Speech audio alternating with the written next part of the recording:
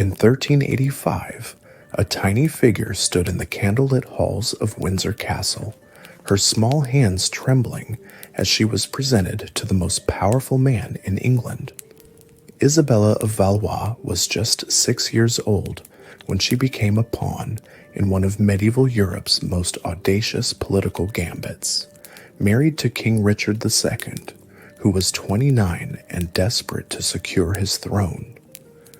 What followed was a story that history has largely forgotten, buried beneath centuries of royal propaganda and political convenience. This wasn't just another arranged marriage between noble houses.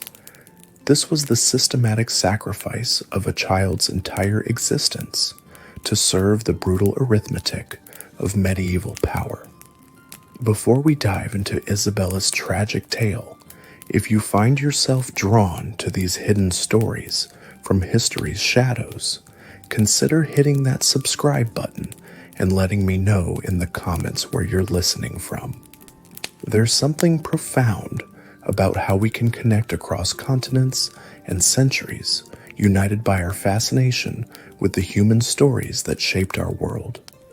The year 1385 was a time when childhood, as we understand it, simply didn't exist for the nobility. Children were political assets, their marriages negotiated like trade agreements, their futures decided in council chambers by men who viewed them as living contracts rather than human beings. But even by the standards of medieval political marriages, Isabella's story stands apart for its sheer audacity and ultimate tragedy.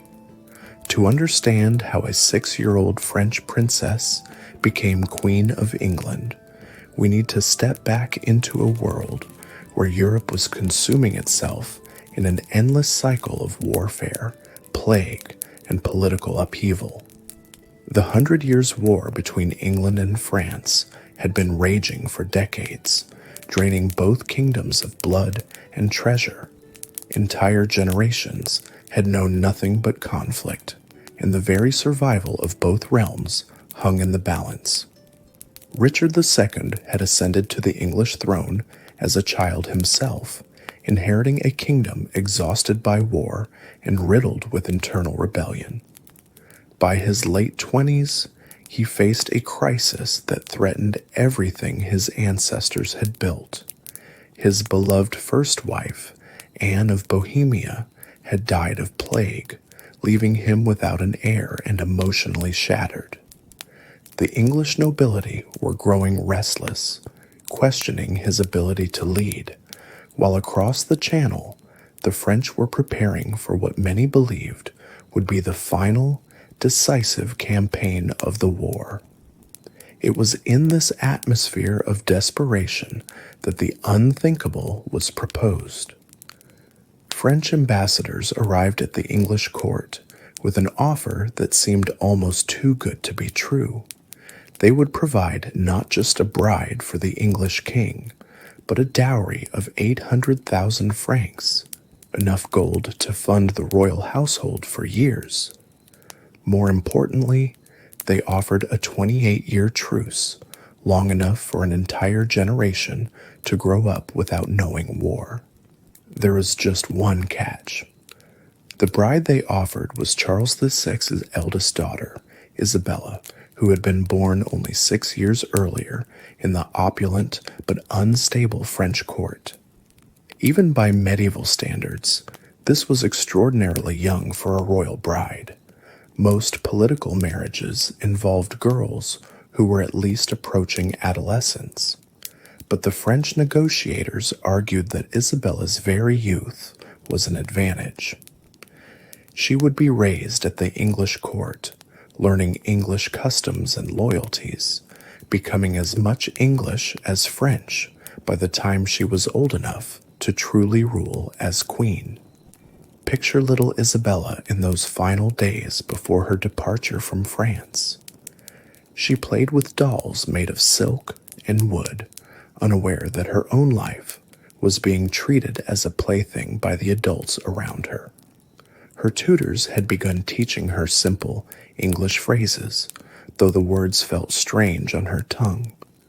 Seamstresses worked day and night, creating a trousseau fit for a queen, while diplomats hammered out the intricate details of her future existence. The child herself understood almost nothing of what was happening. When told she was going to marry a great king across the water, the concept was no more real to her than the fairy tales her nurses told at bedtime. How could a 6-year-old comprehend marriage, queenship, or the political forces that were reshaping her destiny? She was told she would live in a beautiful castle, that she would wear magnificent gowns, that important people would bow to her. To a child's mind, it might have sounded like an adventure. The wedding ceremony took place twice, reflecting the diplomatic complexity of this unprecedented union.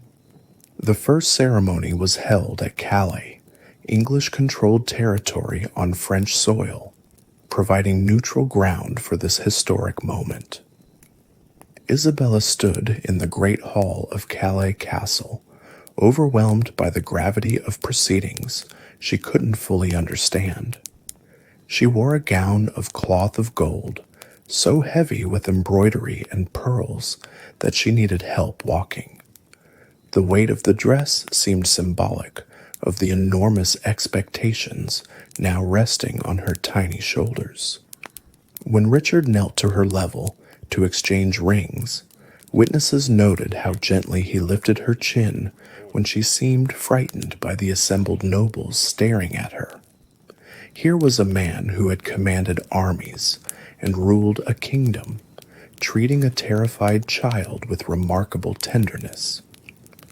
Contemporary accounts suggest that Richard was genuinely moved by Isabella's vulnerability, perhaps seeing in her the opportunity to be not just a husband, but a protective father figure.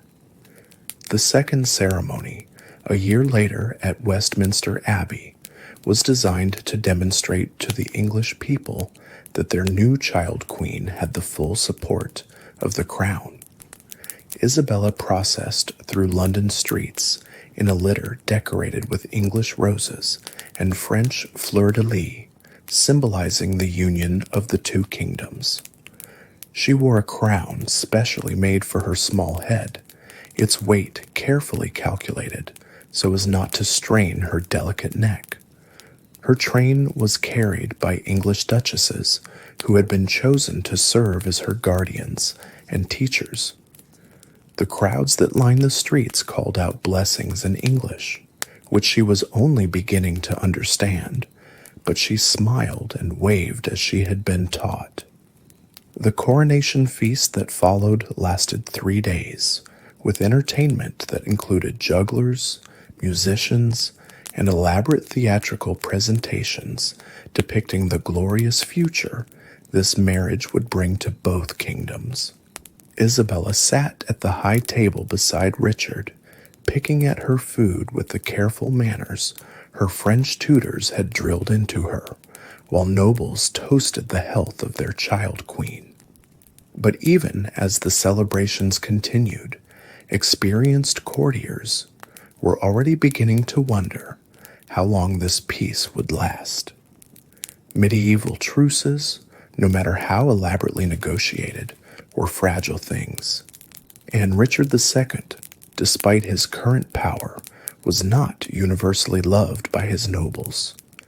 There were whispers of discontent, particularly among those who felt the king was too willing to make peace with France, when England's military position remained strong.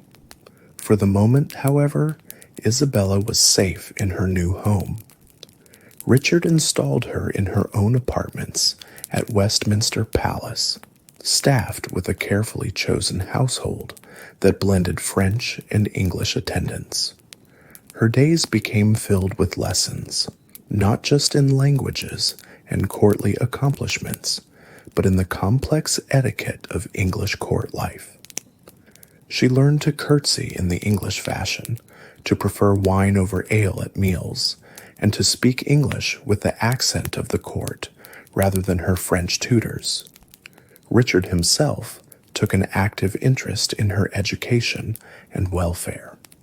Contemporary chronicles describe him visiting her apartments regularly, bringing her gifts from across his realm: exotic birds from Ireland, fine books from Oxford, musical instruments crafted by London's best artisans.